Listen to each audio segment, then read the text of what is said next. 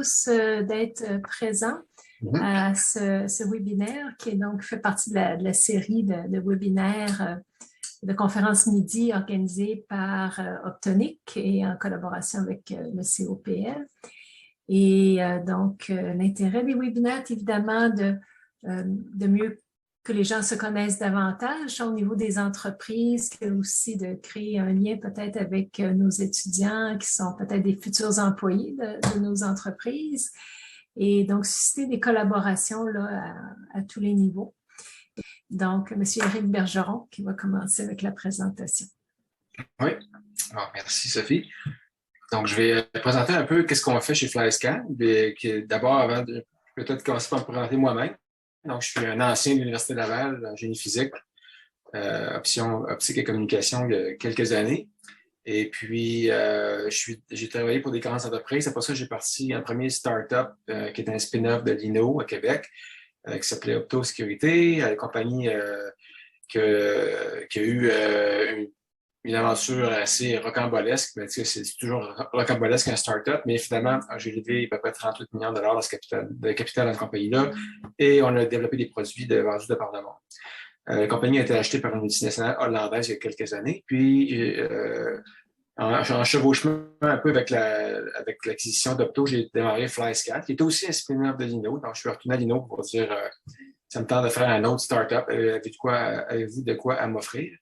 Et c'est comme ça que FlyScan a commencé. Donc, je vais vous présenter quelques diapositives. J'ai combien de temps déjà? J'ai environ 20 minutes, c'est ça? Okay. Oui, 20 minutes pour laisser une dizaine de minutes de discussion. De questions. OK, parfait. Donc, vous voyez mon écran, la présentation. Bon, donc, vous voyez ici, en dessous de l'avion, c'est la nacelle blanche qu'on appelle le Flying Pig. C'est un peu un inside joke de l'industrie des pipelines, parce que dans l'industrie des pipelines, ce qu'on appelle des pigs, c'est un genre de robot qui se promène dans le pipeline, qui est comme une espèce de serpent mécanisé, là, qui a des sons ultrasoniques, courant de Foucault, rayons X. Donc, c'est multisenseur pour inspecter le métal du pipeline, voir s'il y a des pertes de métal, de corrosion, des cracks. Donc, nous, on fait un PIG, mais pour autour du pipeline, donc pour la servitude du pipeline. Fait que quand on est arrivé avec ce nom-là, de Flying Pig, les gens de l'industrie comprennent très bien ce qu'on fait quand on utilise cette expression-là. Donc, quelques mois après, au niveau de FlyScan, c'est donc, comme je disais, c'est un spin-off de Lino en 2015. Quand je suis arrivé là en 2015 comme entrepreneur en résidence, Lino venait de finir un projet de recherche pour le régulateur américain des pipelines qui s'appelle le DOT, le Department of Transport. Et Lino avait eu le défi de voir est-ce que c'est possible de faire une solution de télédétection aérienne pour des petites fuites de pétrole, petites fuites étant un baril par jour environ.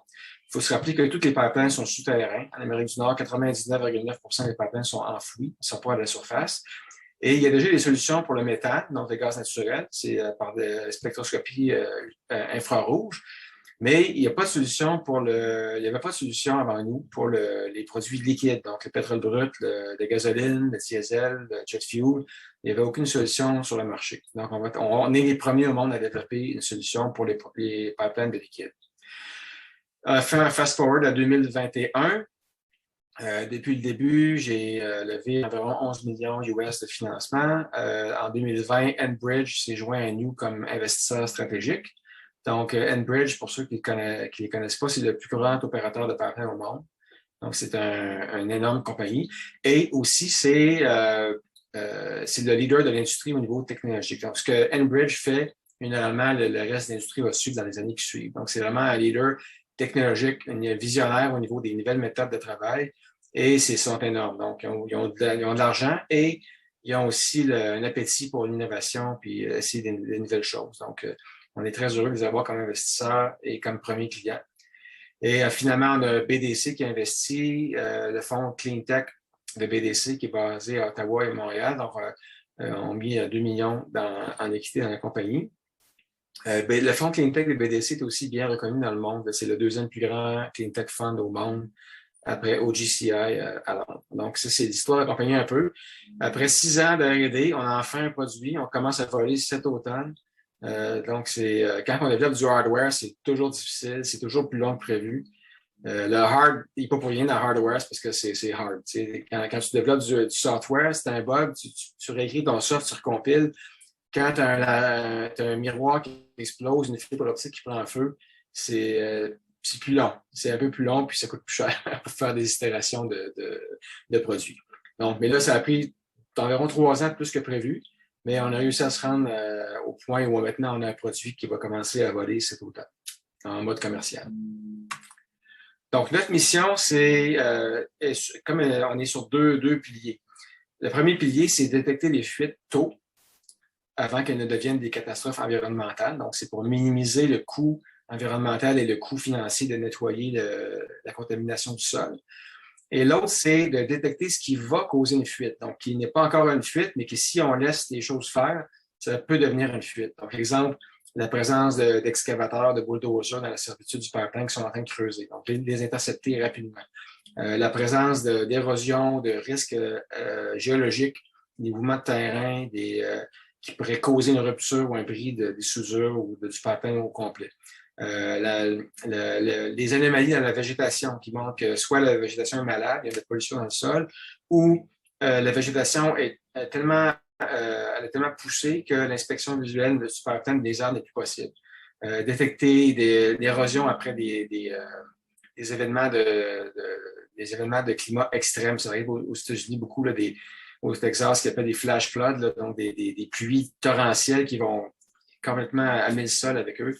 Donc, le métal peut se trouver exposé après un événement comme ça. Donc, nous, c'est ça. On fait deux choses. C'est détecter la présence de petites fuites et la présence de menaces qui vont causer des fuites si elles sont laissées à elles-mêmes.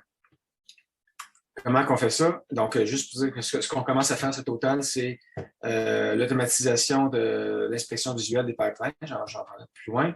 La détection de fuites. Une capture d'image complète de la servitude du pipeline sur la durée du vol et aussi tous les outils software pour faire le vol et faire le reporting après le vol. Donc, aujourd'hui, il faut juste pour mentionner au niveau réglementaire, les opérateurs de pipeline sont obligés de faire une inspection visuelle à tous les 2 semaines. Donc, c'est les pipelines de liquide, pas le gaz naturel, c'est différent, mais dans les pipelines de liquide, à toutes les 2 semaines, il doit y avoir une inspection visuelle. Ça peut être des gens qui marchent la servitude, ça peut être des gens qui vont promener en 4 roues. Généralement, les opérateurs vont survoler parce que il y a tellement de millions de kilomètres à survoler que le faire à pied, ça prendrait une armée de monde. Ce serait beaucoup trop lent et trop long. Donc, aujourd'hui, les inspecteurs vont être dans un avion et généralement, c'est un procédé un peu analogique. Donc, les gens regardent par la fenêtre, ils regardent est-ce qu'il y a quelque chose qui peut créer un problème au pipeline. Donc, nous, on vient ajouter des caméras et des senseurs pour automatiser ça avec du logiciel et du remote sensing. Donc, encore une fois, les 2 gros piliers. Le premier, c'est un instrument qui peut détecter le pétrole. Donc, ici, vous avez le laser de Lino, là, qui est un lidar ultraviolet. Donc, j'ai expliqué comment la physique fonctionne après. Et un système de caméra visible et du logiciel de machine learning qui viennent automatiser l'inspection visuelle. Donc, on a un exemple ici, ça c'est l'interface usagée pour le pilote. Donc, le pilote peut suivre le pipeline correctement puisqu'il sait on va télécharger avant la mission les coordonnées GPS du centre du pipeline. Donc, le pilote va pouvoir voler à la bonne place et à la bonne altitude et à la bonne vitesse. Ensuite, le logiciel capture à haute vitesse les images par en dessous et par en avant. Donc, on a 3 caméras qui regardent, une caméra qui regarde en dessous, 2 caméras sur les côtés à 3 frames par seconde et on a un ordinateur à bord de l'avion qui fait le crunching des images pour détecter la présence d'intrus. Donc, on a ici un exemple quand on survole la pipeline. Il y a ici une espèce d'excavateur qui a été détecté. En temps réel, il y a une alerte qui est envoyée au centre de contrôle de l'opérateur pour dire une image de menace qui a été détectée, le temps et les positions, les coordonnées GPS de la menace. Donc, ça, c'est quelque chose qu'aujourd'hui, ils n'ont pas. Et ça peut paraître dur à croire, mais il y a tous les années, il y a des excavatrices comme ça qui ne seront pas détectées, même si le vol a lieu. Puisque l'opérateur de l'avion, il est souvent seul, il fait le vol, il faut qu'il vole à 500 pieds d'altitude de façon sécuritaire, éviter des tours de cellulaire, des fils électriques, et regarder par en dessous et vérifier ses cadrans pour le carburant et faire les communications radio pour le trafic aérien. Donc, c'est une tâche multitasking très, très complexe. Et chaque année, il y a des menaces qui sont manquées à cause de ça. Donc, au niveau du système LIDAR qu'on a, juste pour vous mentionner, quand je suis arrivé comme entrepreneur en résidence, à la fin du projet, la conclusion, c'est que oui, c'est possible de faire la détection d'hydrocarbures. Il y avait plusieurs approches possibles, soit avec de la spectroscopie d'absorption, il y avait de la spectroscopie Raman, et il y avait plusieurs recettes possibles, dont certaines recettes avec des lasers infrarouges qui auraient permis d'aller vite au marché. Parce que au niveau technologique, un laser infrarouge, c'est relativement standard et facile à fabriquer. Mais c'est une solution qui aurait mené beaucoup de fausses alarmes. Ça, je l'ai vécu dans ma première compagnie, quand on faisait la détection d'explosifs. Le problème à la détection, c'est rarement la détection, c'est les fausses alarmes. Donc, c'est ça qui est le plus dur à gérer. Puis c'est ça qui, au niveau commercial, peut tuer la crédibilité de ton produit. Donc, il faut vraiment minimiser les fausses alarmes. Donc, l'approche qu'on a choisie, c'est une approche qui est plus difficile au niveau technique, mais c'est de choisir un traceur qui génère pas de fausses alarmes. C'est le benzène. Donc, le benzène, c'est une molécule, pour ceux qui se rappellent leur chimie, c'est C6H6, un produit très, très dangereux, cancérigène, qui est présent dans tous les hydrocarbures liquides et qu'au niveau spectroscopique, a une très belle signature très nette. Donc, nous, on a un laser qui shoot à 267 nanomètres, une des raies d'absorption du benzène. Et puis, quand on frappe du benzène, on a un signal qui nous revient très fort. Donc, c'est vraiment très, très sélectif, très réactif et pas de fausse alarme parce qu'il n'y a pas de benzène dans la nature pure. Donc, si on trouve du benzène, c'est parce qu'il y a une fuite qui vient du sol. Et aussi, il n'y a pas de source naturelle de benzène. Puis, dernièrement, il n'y a pas de source naturelle de lumière dans l'UVC, comme on émet. Le soleil en émet, mais au niveau du sol, il est tout absorbé par l'atmosphère. Donc, il n'y a plus aucune source naturelle et artificielle d'ultraviolet dans la bande qu'on utilise. Dans la boîte ici aussi, on a 3 caméras qui font l'inspection visuelle et l'ordinateur qui fait le crunching des algorithmes d'intelligence artificielle. Donc, vous voyez ici, cette photo-là a été prise lors de tests en vol parce que ça prend aussi la certification de Transport Canada pour avoir le droit de modifier un avion. Donc, il fallait faire tous les tests qui appellent le Airworthiness pour la certification de Transport Canada et de la FAA aux États-Unis. L'écran est gelé. Excusez-moi. Bon. Donc, comment on détecte, encore une fois, c'est de la spectroscopie Raman résonante, pour ceux qui veulent aller dans les détails de la spectroscopie. Donc, le laser est émis ici avec une tête rotative donc, qui est asservie sur les coordonnées GPS du pipeline. Donc, quand l'avion va tourner ou se pencher, il y a une tête motorisée qui va toujours envoyer le signal laser sur la bonne place. Si on détecte du benzène, il y a un signal Raman qui revient très puissant. C'est du Raman résonant.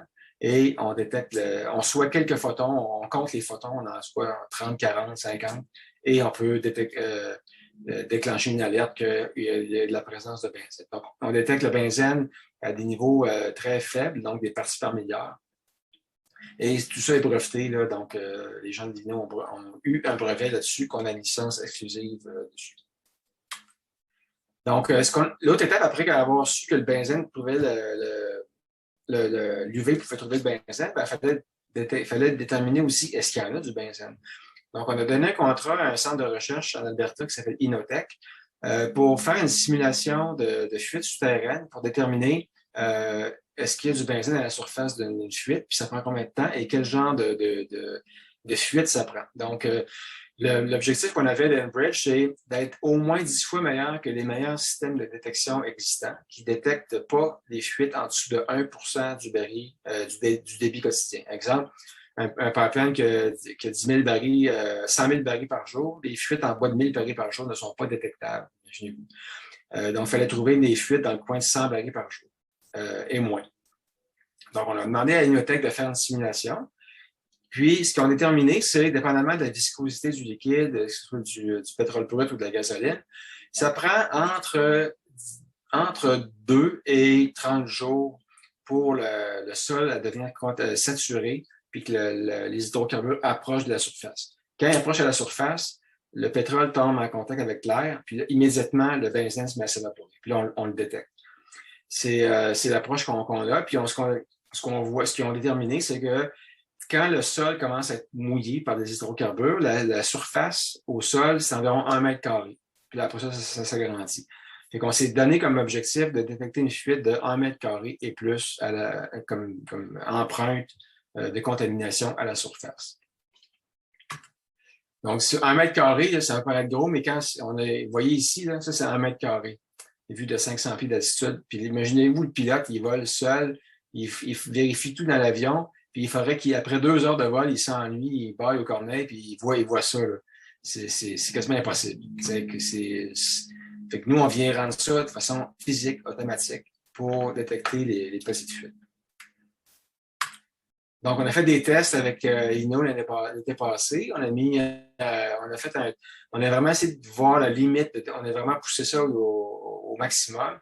Et on a fait des tests avec une tasse de pétrole brut. Donc, Enbridge nous a envoyé un baril de pétrole dans des réservoirs de 20 litres. Et puis, on a mélangé une tasse de pétrole avec du sol. Et avec un temps d'exposition équivalent à l'exposition avec un vol en avion à une vitesse d'environ 132, donc quelques millisecondes d'exposition pour le leader. Et une seule tasse de pétrole nous donnait environ 10 fois plus de benzène qu'on a besoin pour détecter. Donc ça démontrait que la solution va être très sensible, puis dès que le pétrole approche de la surface, on va le détecter extrêmement rapidement. On a fait aussi des tests on a couvert de sable, avec une couche de ce sable, pour simuler un cas où le pétrole serait invisible à l'œil nu pour l'opérateur. Même là, il y a du benzène qui passe au travers du sable, qui est assez pour être détecté. Dans le cas de la gasoline, on avait testé avec 2 cuillerées à soupe, puis on avait encore une fois là, tellement de benzène qu'il y avait une saturation du récepteur. Donc, ça va être une solution très, très sensible. On a aussi développé une version plus abordable au niveau de segmentation de marché. Il y a des clients comme Enbridge qui vont payer pour le système UV parce qu'ils veulent le best of the best of the best.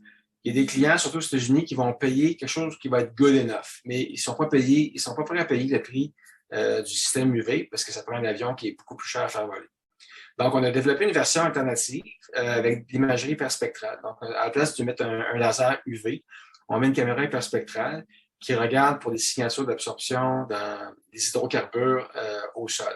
Donc, c'est ce qu'on appelle le système passif. Pourquoi passif? Parce que on utilise l'énergie du soleil plutôt qu'émettre notre propre signal lumineux. Donc, on a le même site de détection, environ 1 mètre carré. On a les mêmes caméras à bord. Donc, comme je vous montrais, là, une caméra ici qui regarde en dessous, 2 caméras sur les côtés. On capture environ 500 mètres d'imagerie à 3 frames par seconde. Donc, sur un vol, à la fin du vol, on va tout stitcher les images ensemble pour faire une photo que 500 km de long puis 500 mètres de large, ce qu'on appelle une orthomosaïque. Donc, on capture environ 7 terabytes de data par vol pour l'imagerie, puis environ 3-4 terabytes ou moins, je pense, d'imagerie hyperspectrale. Donc, chaque vol va générer une dizaine de terabytes de données. C'est vraiment du big data là, à analyser. Aussi, on a une version du système par hélicoptère. Donc, on a un pod ici qui contient l'instrumentation et on va utiliser l'hélico. Pourquoi? Parce que c'est moins cher, c'est plus simple pour faire de l'essai-erreur rapidement. Donc, pour les fins de R&D, on a pris le Robinson 44, qui est un petit hélicoptère pas cher. Mais ça peut être aussi une solution intéressante pour ce qu'on appelle les gathering lines, donc des petits pipelines dans les champs de pétrole qui extraient le jus. C'est des genres de spaghettis. C'est très complexe, puis c'est comme regarder au travers les veines de la main au travers d'une lumière. Il y en a partout. Donc, survoler ça en avion, ça peut être un défi. Tandis que par hélicoptère, on peut facilement suivre un pattern complexe de pipeline. Donc, pour terminer, on a une technologie qui fonctionne. Bon, c'est beau. Comme ingénieur, souvent, on va regarder la technologie, on va trouver ça vraiment le fun. Mais pour les clients, ça prend un bénéfice financier. Donc, on a développé aussi, c'est quoi les bénéfices pour l'environnement? Évidemment, c'est de trouver les fuites rapidement. Mais au niveau aussi économiquement parlant, pour un opérateur qui utilise notre service, parce qu'on vend un service. Notre modèle d'affaires, c'est pas vendre d'équipement, c'est vendre des données. Donc, c'est quoi la valeur économique de ce qu'on a fait? Et on a développé un modèle économique avec un consultant qui détermine la valeur du service. Donc, la valeur qu'on a, c'est un peu comme de l'assurance. C'est que s'il y a une fuite, elle va être trouvée rapidement et on va sauver en coût de décontamination du sol, donc pour les pipelines sur la terre ferme. Donc, plus on vole le système fréquemment, plus ça coûte cher. Il y a un coût à voler. Par contre, plus on vole fréquemment, plus on va trouver rapidement la fuite. Donc, il y a une valeur économique de l'évitement de coûts de nettoyage. Donc, quand on prend les deux courbes, ces deux courbes-là s'entrecroisent à un point où ça devient plus économique de le faire. Mais en dessous de ça, ça devient économique de le faire. Donc, on a démontré que si un opérateur fait ça aux 2 semaines, comme aujourd'hui, la patrouille aérienne est faite, il y a un business case positif par année au niveau valeur de contamination évitée. Donc, ça, c'est pour finir. Là, on a un produit qui fonctionne, c'est innovateur, on est les premiers au monde et il y a un bénéfice clair pour les clients pour acheter ça au niveau économique et évidemment pour l'environnement. Ça conclut ma présentation. Excellent, super intéressant. Merci beaucoup. Il y a un commentaire dans la section questions et réponses là, de Excelitas qui parle de ces détecteurs UV. Donc, peut-être tu peux regarder ça. Sinon, ouais. Sinon, moi, j'ai plein de questions là, en attendant que les gens aient des questions. La fibre optique qui prend feu, est-ce que c'est une histoire vécue, ça? Oui, parce qu'on a un laser UV. L'UV, vous savez que c'est très destructeur. Hein? C'est une radiation qui brûle la peau quand on va au soleil. Puis c'est l'UV A et B qui brûle la peau, qui décolore la peinture, qui fait baiser le plastique. Donc, nous, dans l'UVC, c'est encore plus dommageable comme longueur d'onde. Fait qu'au début, le signal laser dans le lidar pour le propager dans le système, on essaie de le propager par une fibre optique, puis les fibres optiques prenaient feu. Des fois, les miroirs explosaient. Donc, c'est un laser à haute puissance. C'est 2,5 watts. 2,5 watts dans l'UV, c'est du power. C'est vraiment, tu peux pas de main devant. Puis on a des problèmes comme ça, vraiment décourageants. Quand les miroirs explosent, les fils pognent en feu, qu'est-ce qu'on fait? Finalement, on a une solution avec ce qu'on appelle du free air optics. Là. Donc, ça se propage sans guide d'onde. Mais les miroirs, on a trouvé des solutions aussi, mais il y a des fois où tu t'arraches les cheveux, là, qu'est-ce qu'on va faire avec ça? Là? C'est une des raisons pour lesquelles on a plusieurs années de retard, c'est que c'était vraiment dur. C'était vraiment dur. Fait que l'avantage de ça, c'est que la barrière à l'entrée, quelqu'un qui voudrait nous copier, je vous dirais bonne chance. Là. On s'en verra dans 10 ans, puis je souhaite d'avoir beaucoup de budget parce que et les bonnes personnes. Parce qu'il n'y a pas juste le temps. Nous, on avait des champions mondiaux dans ce domaine-là, à l'INO. Puis c'est même pour eux, c'était vraiment difficile. Donc, quelqu'un qui voudrait copier ce qu'on a, là, ça prendrait du temps. Donc, justement, dans le chat, il y a une question. Est-ce qu'il y a de la compétition? Donc, j'imagine il y a toujours de la compétition. S'il n'y a pas de compétition, c'est parce qu'il n'y a pas de marché. Il faut qu'il y ait de la compétition. La principale compétition qu'on a aujourd'hui, c'est le statu quo. Donc, c'est le gars qui regarde par la fenêtre. Sinon, il y a des senseurs dans le sol, des fibres optiques qui vont sentir les fuites dans le sol. Il y a des senseurs acoustiques qui vont entendre le bruit d'une fuite. Il y a aussi des systèmes qui sentent le débit in, débit out, mass in, mass out. Ça, c'est plutôt rudimentaire comme détection. Là. Ils vont détecter les ruptures, mais pas des petites fuites. Nous, ce qu'on détecte, c'est vraiment des quelques barils par jour et moins. Puis il y a des gens qui font la détection par infrarouge, qui font comme dans le gaz naturel, qui vont essayer d'adapter leur système pour le pétrole brut. Ça va fonctionner pour la détection, mais on l'a essayé, on l'a regardé au début, ça va être une catastrophe au niveau fausses alarmes. Ça va déclencher des alarmes sur le gazon, sur les roches, sur l'eau. Ça va être ingérable comme taux de détection. Okay. Il y a plusieurs autres questions là, dans le chat qui arrivent.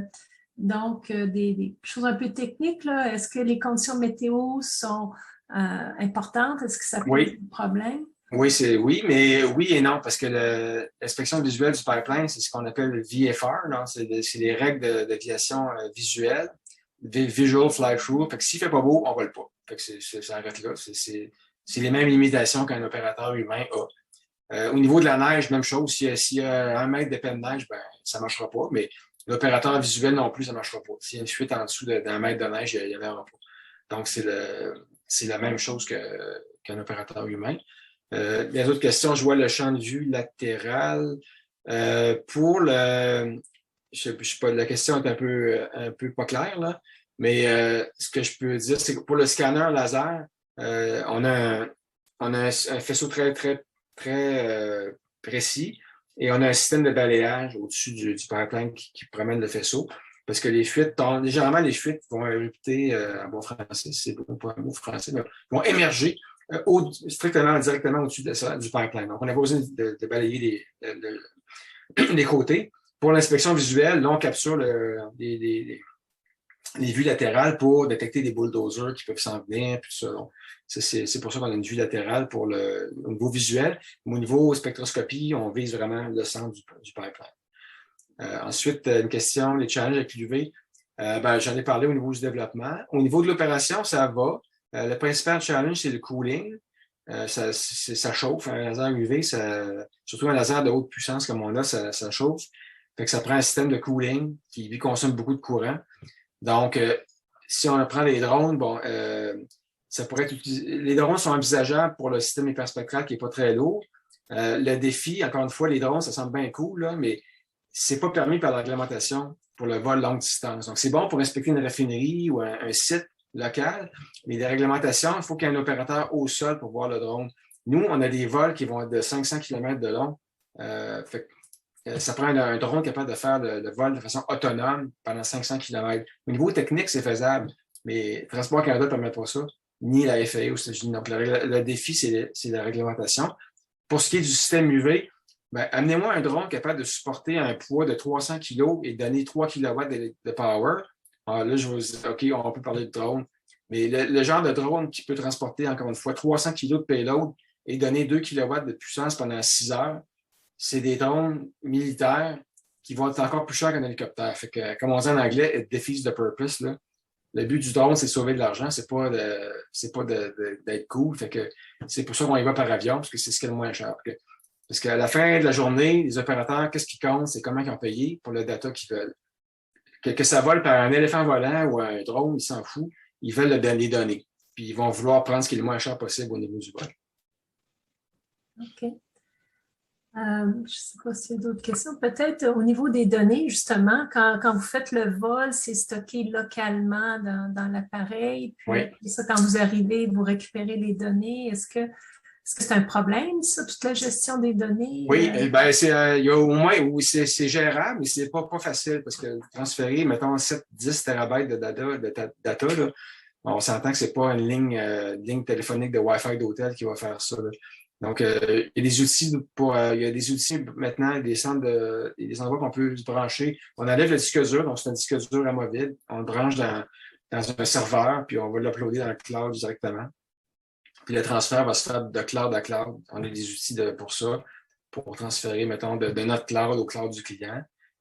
Mais c'est du big data, là. C'est sûr que il y a un volet qui est real-time, donc l'alerte de machinerie, ça va être real-time, l'alerte de benzène, ça va être real-time, mais tout le côté photogrammétrie, ça va être, il y a un certain, on va donner ça au client dans un délai de plusieurs jours, là, à cause justement des défis de transférer les données. OK, super. Donc, merci beaucoup encore pour l'excellente présentation.